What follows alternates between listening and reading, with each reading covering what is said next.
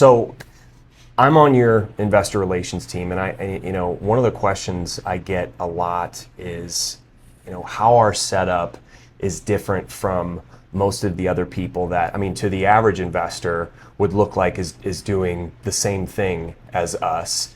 And, I know the answer to this, but I'm just, curious, like what comes up for you when someone asks you like how our setup is different from all of these other people that our potential investors are probably seeing on their Facebook feed right now? Fair enough. So it's completely different. Like first off, most investors, kind of like what we go through in the webinar, honestly, is if let's say you're a new home builder, you're building a home, and not saying it's not going to sell, but you're kind of hoping and praying that home's going to sell. Yeah. For what we're doing, we already have the back end buyer in place. Yeah. So when we get a project, basically from day one, within 30 to 90 days after we get it under contract, it's under contract with one of the major home builders like Fisher Homes or Lombardo or one of those big guys. So Understood. As soon as we get it under contract, we contract it with them. Then we go through the entitlement process. So during that entitlement process, it's just my money at risk. So no investors take a chance of losing any money. And then once we have it entitled, which I'm not going to go too much in depth, but that basically means we have it build ready for whatever we're trying to build, whether it's single family homes, multifamily, whatever we're trying to do there. But once we have that done, we start the horizontal construction. So there's no risk for an investor all the way through the entitlement process. I'm putting out my own money. And then once we have it approved, it's already ready to be purchased by like Fisher Homes. So we have the exact number of what they're willing to pay per lot. We know exactly how much they could sell it for. So they know their numbers forwards and backwards. Got it. So they know how much they can sell the house for. They know how much it's going to cost them to build it. Okay. And they know how much they could pay us per lot. Understood. So I basically just do the math backwards. Let's say the number 16 million that they're going to pay us. Yeah. Minus the land, minus our entitlement costs, and minus our horizontal construction. Our number comes to, let's say, 8 million plus our holding costs, so we're around 10 million. Okay. So we got about $6 million worth of plan. Understood. And, I think a lot of people try to understand the timeline. And, correct me if I'm wrong, but Fisher Homes will actually point out where they want to build, and we will go into negotiations with them and arrive at an agreed upon price per lot contingent upon Blu Onx's ability to deliver that lot fully completed and entitled. Is that accurate? Yeah, absolutely. Okay. And so they pick the land out. We go into agreements. We'll arrive, roughly at what they're going to pay per lot, and then we'll approach the landowner. And I would imagine we put some sort of money down to show good faith, and then I think our agreement gives us around 12 months to close on the property. And within that 12 months, that's when we're doing all of our due diligence, site feasibility, and entitlements. Is that accurate as well? Yeah. So a couple things there. So first off, when we find a piece of land, it's not always them giving it to me. I do find a lot of them, but I'd say 80% of them they give to me. I see. So there's a lot of reasons for that. A lot of it's just they're more efficient, and I'm a lot quicker than they are because they're out of state. Got it. So on that aspect, I do bring a lot of the projects to us, but so do they. So once we get it under contract, then we both start moving forward. What was the second part of that, though? So the second part of that question was after we have an agreed upon price with them, we'll approach the landowner. So the time frames and all? Yeah, that? we'll put down some sort of deposit to put our money where our mouth is, and then we've got 12 months of close to finish all of the site feasibility things like that. Yeah, so just for example, one I'm working on right now, over in O'Fallon, or even right here in Eureka, I usually put up $10,000. Okay. If it's a bigger purchase, let's say it's 6, 10, 20 million for the land. Yeah. The deposit could be more. That's fine. But usually it's $10,000. That gives me in between 9 months to a year on average, which that's about how long it's going to take here in Missouri to get it approved. But the good part is I usually know within about 90 days, give or take 3 months, whether it's going to be a feasible project. And what I mean by that is I met with the city, which usually is not the alderman. It's usually just the planning and zoning, or it might just be some of the city officials. Yeah. And they kind of said, hey, this is what we're willing to accept. See if you make this work. So like, for example, Eureka, it has to have 100-foot front yards, which is fine, 100 feet along the frontage. So we went back, reconfigured the whole project, make sure it looked good, and the numbers work. So we still build 40 homes in that subdivision for what I purchased it for. The numbers work out great. Got it. Now there might be situations where it doesn't work, and then I have to increase the prices of what Fisher's trying to buy it for, based on like our Chesterfield project. Yeah. We went from 103 lots down to 81 due to topo issues. Got it. And we're about ready to have all the approvals, so we're about ready to close on the property in the next couple months. But we had a 22 lot reduction. So with that and having to add in the lift station, I had to increase the price slightly on each lot. Okay. Which the numbers still work great for both of us. They're happy, I'm happy, we're good to go. And outside of the numbers, like what are some of the other key performance indicators that either Blu Onx or Fisher looks at? For example, the school districts. I mean, what are some of those other KPIs outside of the numbers making sense? Well, I mean, for Blu Onx, I didn't even go over that yet, but for us, we have to make minimum of 35%. So if we're not at 35%, I have accepted one deal where we're less than that, and that's only because the numbers were better than that. I see. But when the numbers adjusted, it's just such a great project that I'm okay with 32%. Okay. But it usually has to hit that 35% marker, and if it falls below, we'll drop it. But due to location and 5-star schools, that's why I kept that Chesterfield project. Understood. So on top of that, 5-star schools are mandatory because where does everyone that wants to live that has young kids? 5-star school districts. Yeah, they want to be in good Absolutely. school districts. So they want their kids to have the best education. And you're from Missouri, which is cool. We're both from Missouri. Hillsboro. Yeah, Warrenton, I guess. Yeah. That's where I graduated from in Washington. So everybody wants to be in 5-star schools. And there's a reason for that. They want their kids to have good education, but also the people in those areas, what do they usually have? Lots of money, good paying jobs, and big families. Yeah, no, exactly. So you answered it right there. So those people could easily afford those houses. So on average, they're making $100,000 plus a year. Yep. They could easily buy a $500,000, $800,000 house, and it's not putting them financially tight. Yeah. That's why the Midwest market, and you might go into this in a little bit, but the Midwest market is completely different than like the Florida market, where that's where I started. Yeah. And that market, I got into it when it was crashing in '08. It was great for me, not great for a lot of people, but it was great for me. I made a lot of money in that market. Understood. But they had a 60, 70% drop, where Missouri and markets like us only have like a 10, 25% drop. It's tremendously different. And is Fisher working primarily with Blu Onx, at least as far as the greater St. Louis market goes? Yeah, absolutely. So, and there's a few other ones that want to work with us, so we're possibly meeting with them, so we'll see where that goes. Got it. And, based on your communication, and let me just back up a second, like how did that relationship even come into fruition? Did they approach you? Did you approach them? Were you old buddies with somebody at the company? How did that work out? Yeah, no, funny story there. Actually, it is a funny story, but it's kind of sad too, and I won't go too much in depth because it involves my sister and his sister and whatever else, that they both have their own issues. And it's weird to think about my sister, like she was so smart and beautiful and everything else, and she decided to go down a bad path with drugs and stuff, but God bless her, and same with his sister. So, but anyway, I learned back when I was doing retail that you had to reach out to everybody. You had to call everybody. So like, I don't care who it was, I was calling every home builder. Just like in Florida, I was calling every retailer. Yeah. You got to make connections. It's all about finding that one connection that changes everything.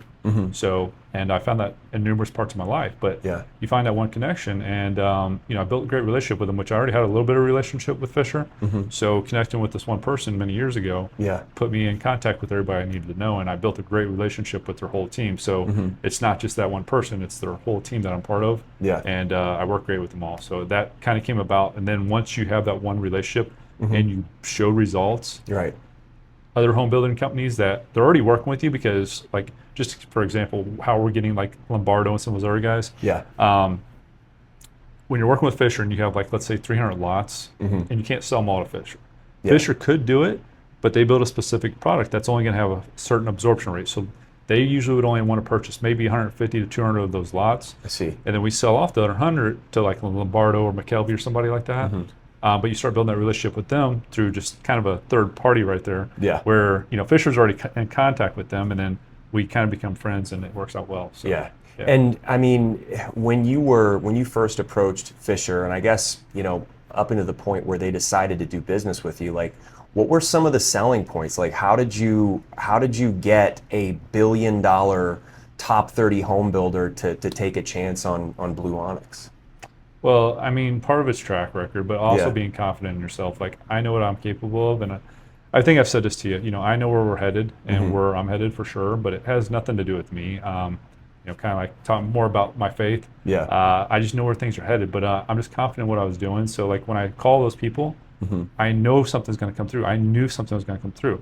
I didn't know how, and it's nothing to do with me, but I left it to the Lord, and He provides every time. And I, me and you chat about that a little bit the other day, Yeah. but like I just know, like in my heart, something. And I told you about 77 the other day. It's funny because my son's jersey the other day is 77 now. Wow. Yeah, for his golf team. Sorry, sidetracked a little bit there, but no, I mean, That's awesome. And I mean, what do you think is the big driver behind this? I know you've told me multiple times that you're not doing this for the money, which a lot of people would listen to that and say, "Oh yeah, sure," just like everybody else who says that. But I mean, I don't need the money. But go ahead. Sorry. Like, what is your big driver? Like what's driving you? I mean, you've built a multiple 9-figure portfolio. I mean, most people would probably just take their family to Puerto Rico and just retire. I'll be honest with you. Wait until you get to that point where you could you made enough money and you could do whatever you want and you could retire. It gets to become very boring and lonely. So it's like everybody that I've seen retire, and I'm not saying I won't ever retire, but I don't see that anytime soon. I have some really cool stuff going, and even one of my other companies, I'm gonna donate 100% of it, 100% of that company, which relevantly, but it's just you can ask pretty much every billionaire. Like I'm part of the JT Fox group and some other groups. JT can retire right now. The dude's worth almost $1 billion. Yeah. But why does he not retire?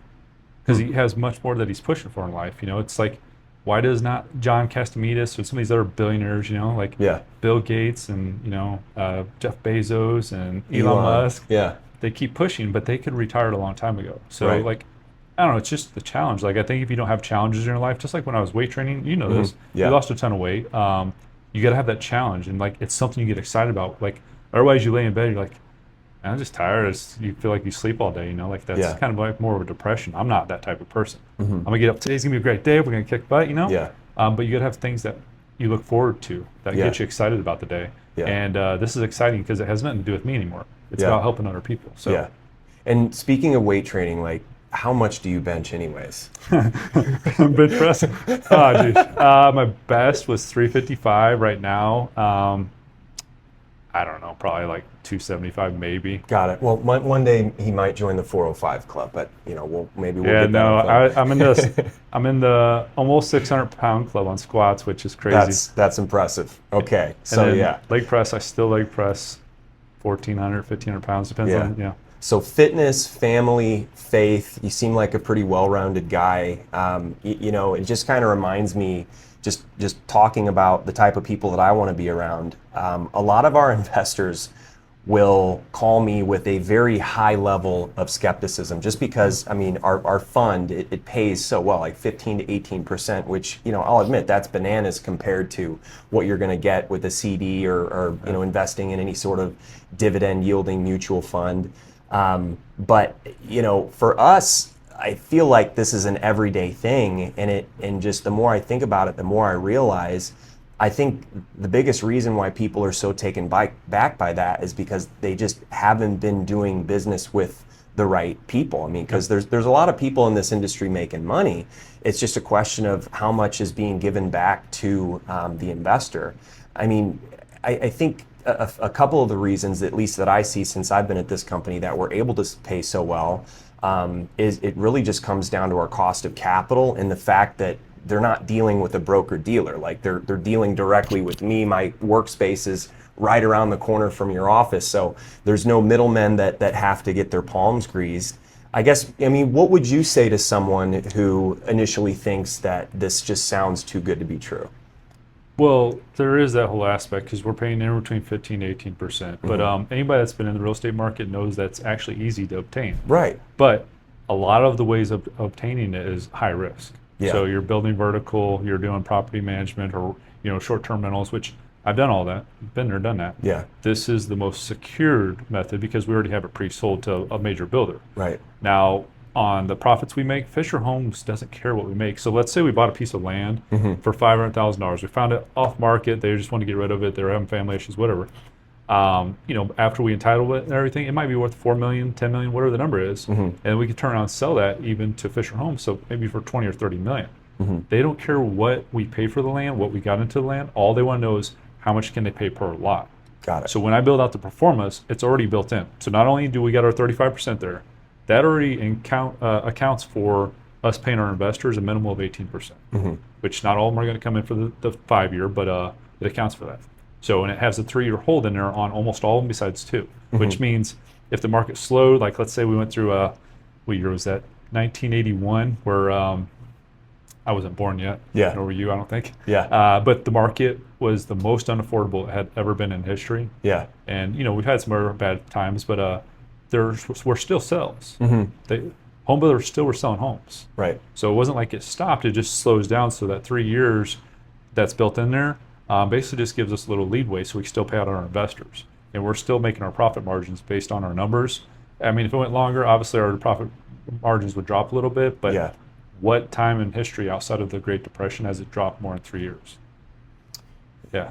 I can't think of any time. Even the Great Depression, they still were selling homes. Right. Because people still have to have a place to live. So Right. it becomes one of the all you're looking for as an investor is to lower your risk and have a good return. Yeah. Like the S&P, yeah, you possibly do really good. There are people that have done great, but there's different risks that you have to find your comfort zone. And we found what works great for most investors. Yeah, and I don't think people consider the fact that in order for a company like Fisher Homes to stay in business, same with D.R. Horton, same with all of these other top 30 builders, people don't realize that they have to build homes in order to stay in business. And I mean, Greater St. Louis is a very coveted, very sought after market. So they're putting a great deal of trust into Blu Onx. The way I see it, an investor isn't just leveraging the track record of Blu Onx. They're also leveraging the track record and the infrastructure of a over $1 billion a year home builder. I would imagine that makes it fairly easy for us to acquire capital through the bank. I mean, have you had to show the bank that we have executed lot purchase agreements with Fisher? Have they asked? As funny as that is, I haven't shown that at all. Really? It's because I got great relationships with some of the local banks like Lendell, Citizens Bank of the Midwest. Got an excellent relationship with Chase. They just don't finance our kind of stuff. But I got a lot of good relationships. I built those over the years. So like even if I develop in Florida, which we are starting some stuff, I got a lot of good relationships already down there. So I already get preferred return or preferred rates. So awesome. And I guess... So a quick question for you, though. Sure. Since you're asking me most of the questions. So a lot of people, they probably ask you this, but why do you think Missouri in general, because we're both born and raised here. You're raised here, right? Yeah. Okay, yeah. So why do you think Missouri is a great place, like especially the St. Louis district, like just that area? I mean, I feel like the biggest thing that comes to my mind is just the housing is so affordable. I mean, it's you have a little bit of everything. You have it's a great baseball town, big sports town with baseball and hockey. And I don't know what it is, but there's just a specific, very unique flavor, a very unique aura about St. Louis. I mean, the Midwest is just, I don't know. I feel like the Midwest is just a really good place to raise a family. I mean, if you look at the home prices, they've always remain true to their intrinsic value. I was running around in college during 07 and 08, but based on the research that I've done, I don't think there was that many people that were upside down on their mortgages from just overly inflated home prices in the Midwest. Yeah, it's quite a bit different. Absolutely. Yeah. So aside, I don't know. I really just love it here, and I feel like it's a great place to raise a family. And we've got a really good sports team, go Cards. But well, no, you're right. I mean, like I was born and raised here. Lived here for 21 years. Then I moved to Orlando for 12, and it's just a different world down there. I did a lot of great developments. Loved what I was doing. Pretty much loved most of the people I was working with at that time. My wife convinced me to move back to Missouri, so I'm not putting any blame on my wife. But I like it here. Actually, I love it here. Outside of winter, like still not a big fan of winter. Yeah. If winter could be 2 weeks, I'd be great with that. Back to spring or fall or summer. But no, I think it's an excellent place. You got great people here. Like a lot of people are just. The way I always used to explain this is, no offense to anywhere else in the world, but in Missouri, most of the time you could shake someone's hand and whatever you agreed upon, you guys would stick with. Because that's just the way that we're raised and our morals. So that's great, but also there's good income, like you said. You got, and I hate mentioning some of these companies, but you got Anheuser-Busch, you got Pfizer, you do have the Cardinals, the Blues, which are all great, reasons for people to be here. But there's a lot of retail coming in, so a lot of reasons why people want to be here for job-wise as well. And so it's supposedly the new Trump Did you see it yesterday? I didn't. Which, whatever. I just thought it was kind of funny that Trump's making some kind of cell phone service, whatever. Okay. But I guess it's going to be located, his headquarters or his customer service is going to be right here in St. Louis. Okay. Yeah. Cool. Just heard that yesterday. Hopefully they get better signal than AT&T in some of these parts. Yeah. That's the only downside from growing up in Jefferson County, Missouri, is like I can't take a phone call to save my life, but I also have the solitude. Yeah. Yeah. Good old Jeff Go. Yep. Absolutely. I've talked to you about this numerous times, but where do you see the future of Blu Onx going? Well, that's a really good question. Usually I'm the one that asks you that, but based off of what I've seen. Chatted with me enough. Yeah. So I think this is going to be a 10-figure company. I think we are going to be expanded well beyond Missouri and the Midwest. I don't think that Fisher Homes is going to remain to be our primary focus. With the attention that we're getting, I feel like there's going to be a lot of other home builders that are going to want a piece of the blue glove treatment, as I like to call it.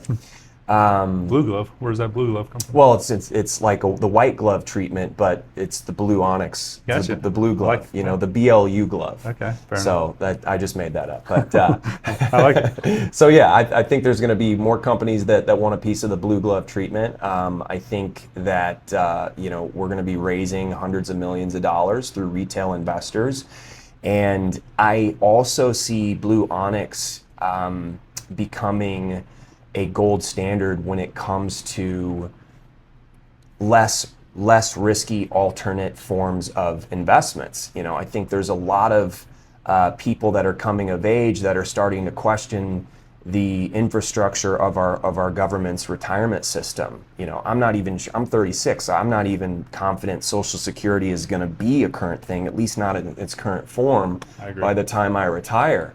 And so I don't think we live in a world any longer where I can just put money into a 401k and trust that fiduciary or that money manager is going to deliver me to retirement with an abundant lifestyle. I think people need to wake up. They need to start waking up to alternate forms of investing, because what we're doing is not new. Institutional level investors have been doing skyscrapers and development and this kind of business for hundreds of years.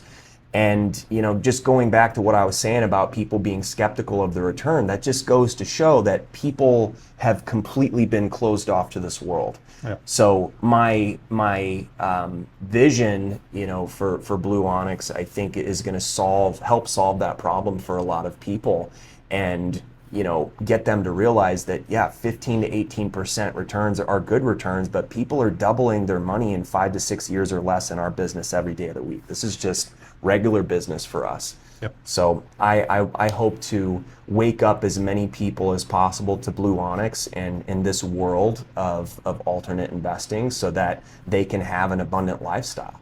Awesome. I like the response. So I'll ask you one more question then. Sure. So where do you see yourself with Blu Onx in the next 3 to 5 years?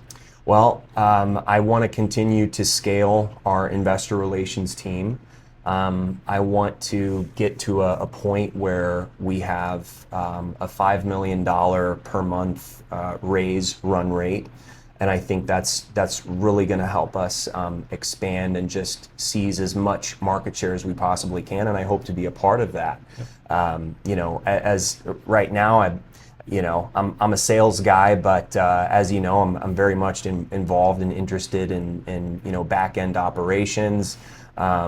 Austin, one of your guys at the site yesterday, was teaching me how to use the Komatsu earth mover. Did you use it? Oh yeah. Awesome. Yeah. Right, cool. So, I haven't even used it. I just bought it. I didn't dig any holes, but maybe I'll do some dirt work in the future and help the company scale and just I don't know, maybe even one day I'll get a Blu Onx truck with a nice big Blu Onx wrap on it. You know what I'm saying? That sounds cool. Yeah, you know what I'm saying? Thinking, man. Absolutely. Yeah, I bought one of those the other day. Yeah, there you go. Yeah, So we'll see. Hopefully I can get my hands on one of those trucks and a nice Blu Onx and some more shirts. Like he just gave me this shirt yesterday, so I need a closet full of these. Well, yeah, I like your shirt. I mean, again, the guns are a little small, but No, I mean, I think, outside of Blu Onx, it's what it's going to branch out into as well. So, like, we are going to be selling a lot of lots to Fisher Homes, whoever, Lombardo, some of the big home builders. But, we're also going to be working on doing a lot of the subdivisions ourselves, which we have 3 of them underway right now. So, Yeah. I'm excited about that. We built numerous houses. We have a bunch of houses we're currently building as well,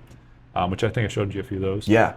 So we got a bunch of stuff in the works right now. Yeah. It's going to be good. And I don't think a lot of people realize that,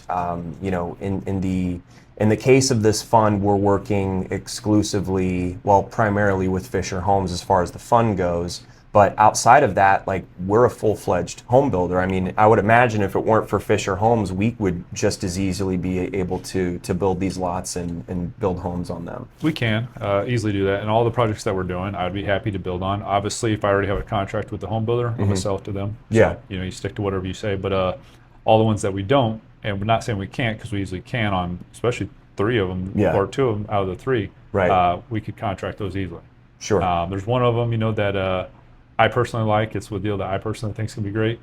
So we'll see where it goes. I'm not sure. I haven't talked to Fisher about that one, but I've talked to him about the other 2. Cool. I know they would lock those up in a second. So. Awesome. So Blu Onx neighborhoods coming to a neighborhood near you. Yeah, I was trying to think of different names. Maybe because I don't know. Blue Ridge, Blue Ridge Estates. Because you could just say something like, I don't know. I don't like using my own name, but it'd be something like, this is just an example, but Kylie Brown Homes. Yeah. By Blu Onx or something like that. Absolutely. Yeah, the Kylie Brown signature series. Yeah. Could make that a series. That'd be pretty cool. Awesome, man. Yeah, and I mean, maybe each house design would be the name of one of your kids. Gotta have some more kids, I guess. Awesome. Speaking of, when are you gonna have some kids? I mean, right now I got the plug and play family. So, my girlfriend has a couple of kids, and they're great. They keep me occupied. But I'm also like the surrogate fun uncle to about a dozen of my friends' kids, which is good practice. But Yeah, that's awesome. maybe in the next few years we'll see. But right now my focus is on my career and just waking as many people up to Blu Onx as humanly possible. That's awesome, man. Very cool. Awesome. Cool.